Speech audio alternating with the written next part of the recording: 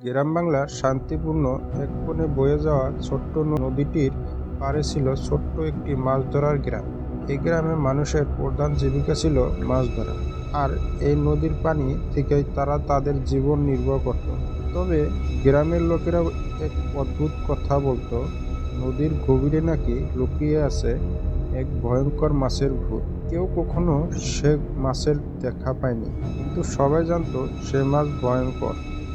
গল্পকথায় শোনা যেত সে মাছ রাতের বেলায় বের হয় এবং মানুষের জীবন অমঙ্গল বয়ে আনে।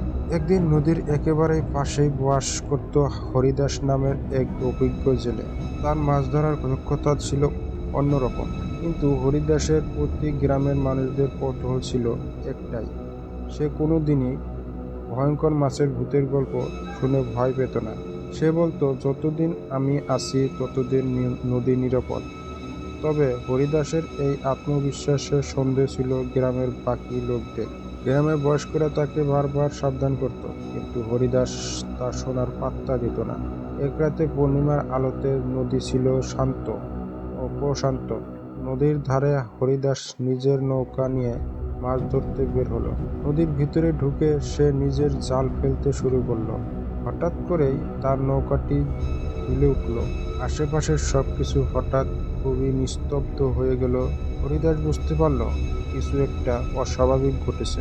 তখনই সে দেখল পানির গভীরে কিছু বড়সড় সত্তা নড়াচড়া করছে।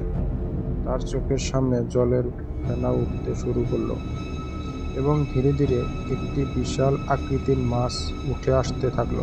মাছটি অদ্ভুতভাবে আলোকিত ছিল, তার চোখ দুটি যেন আগুনের মতো জ্বলছিল। হরিদাস প্রথমে কিছু বুঝতে পারল না, এই ভয়ঙ্কর মাছটি কি তবে সেই ভূত, নাকি এটি তার স্বপ্ন। কিন্তু মাছটির চলাফেরা ও বিশাল দেহ দেখে বুঝতে বাকি রইল না যে এটি একটি সাধারণ কোনো মাছ নয়। হরিদাস প্রাণপণে সাঁতার কাটতে লাগলো নদীর পাড়ের দিকে, কিন্তু যতই সে পাড়ের দিকে এগোতে চায় ততই মাছটি তাকে গভীরে টেনে নিয়ে যেতে থাকে। অবশেষে হরিদাস কোনো মতে নদীর পাড়ে উঠে এলো।